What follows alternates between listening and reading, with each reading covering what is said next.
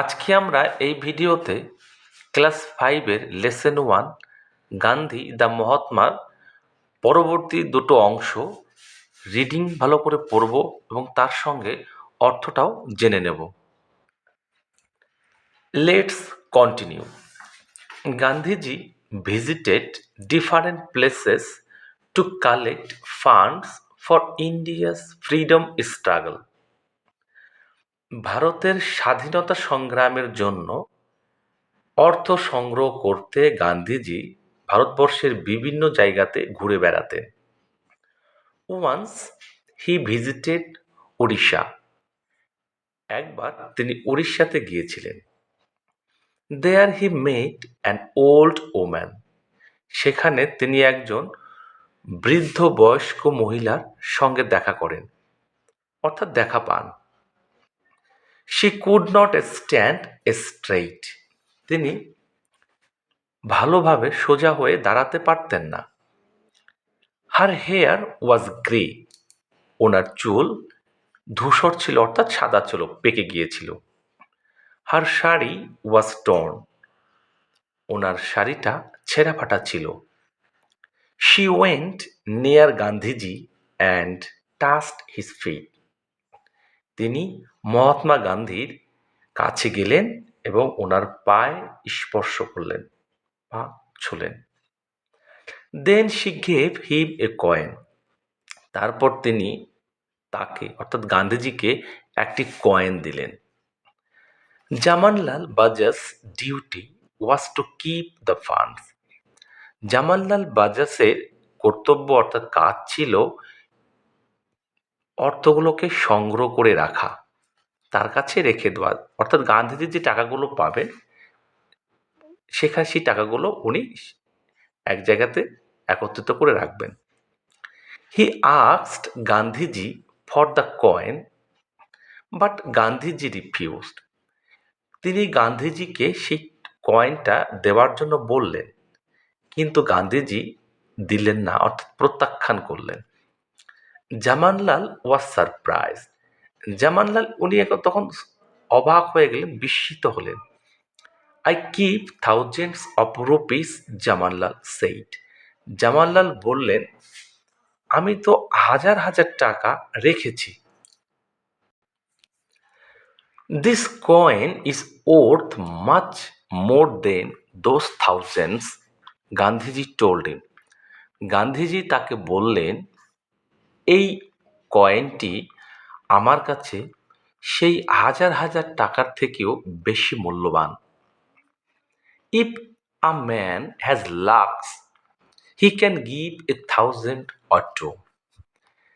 যদি একজন মানুষের কাছে লাখ লাখ টাকা থাকে তাহলে তিনি সেই টাকা থেকে 1,000 টাকাও দিতে পারেন অথবা 2,000 টাকাও দিতে পারেন। But this coin was perhaps all she had. কিন্তু এই বয়স্ক বৃদ্ধা মহিলা, ইনি যেটা আমাকে, যে কয়েনটা আমাকে দিলেন, এটাই তার সম্পূর্ণ টাকা ছিল।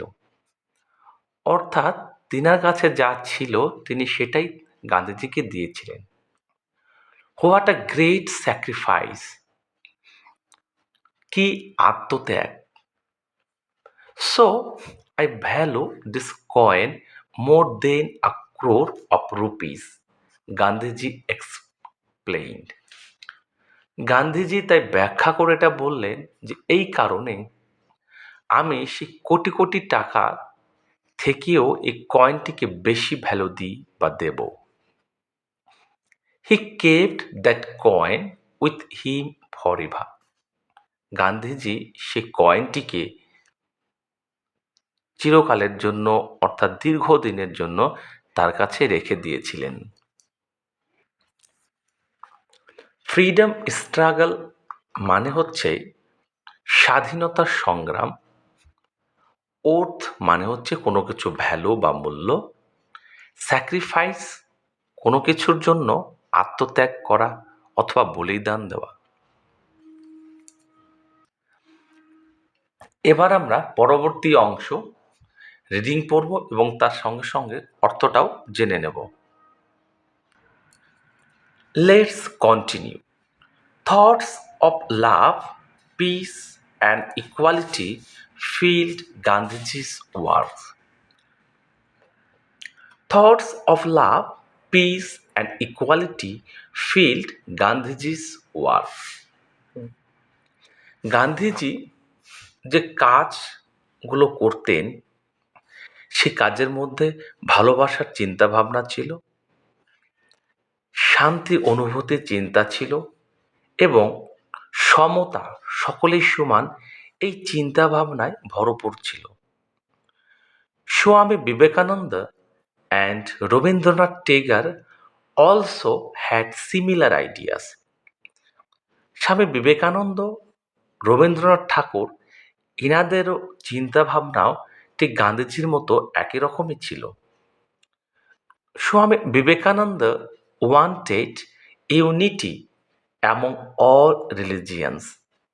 স্বামী বিবেকানন্দ তিনি সকল ধর্মের মধ্যে একতা, ঐক্য চেয়েছিলেন।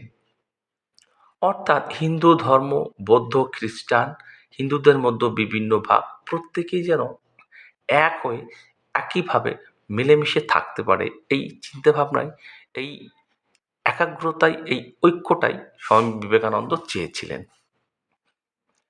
He spoke about it in 1893 at Chicago. আমেরিকার চিকাগো শহরে 1893 সালে এক সম্মেলন ভাষণে বিবেকানন্দ এই কথাটা বলেছিলেন। Rabindranath Tagore started the Raksha Bandhan in 1905.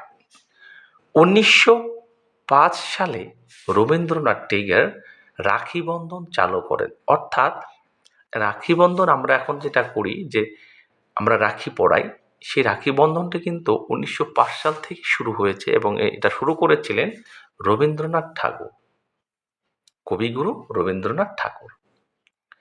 It was a festival of brotherhood and communal harmony. এই উৎসবটা হলো ভ্রাতৃত্ববোধ এবং সাম্প্রদায়িকতার যে সামঞ্জস্য মিল উৎসব হচ্ছে এই অনুষ্ঠানটা। এখানে আমি 1905 বলেছিলাম, এখানে এটা কিন্তু অরিজিনাল কথা হচ্ছে এটা 1905, সেটাকে সহজ করে বলার জন্য 1905 অর্থাৎ 1905 বলা হয়েছে। These three great men have become immortal for their thoughts and works. এই তিনজন মহান ব্যক্তি তাদের চিন্তাভাবনা এবং কাজের জন্য চিরকাল, চিরজীবনের জন্য অমর হয়ে আছেন।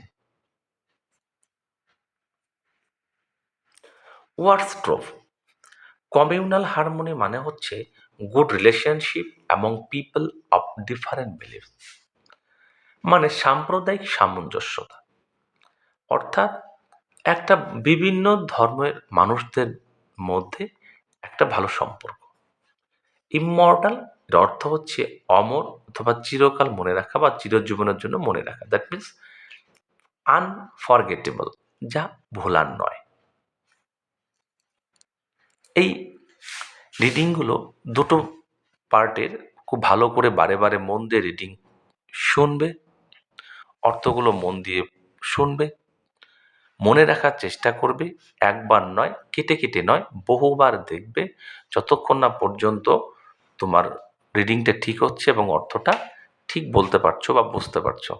এইভাবে প্র্যাকটিস করবে, তাহলে দেখবে ধীরে ধীরে আমার এই ক্লাসের সঙ্গে সঙ্গে তোমরা প্রত্যেকেই ইংরেজিতে খুব ভালো রিডিং পড়া শিখে যাবে এবং তার অর্থটাও বলতে এবং বুঝতে শিখে যাবে।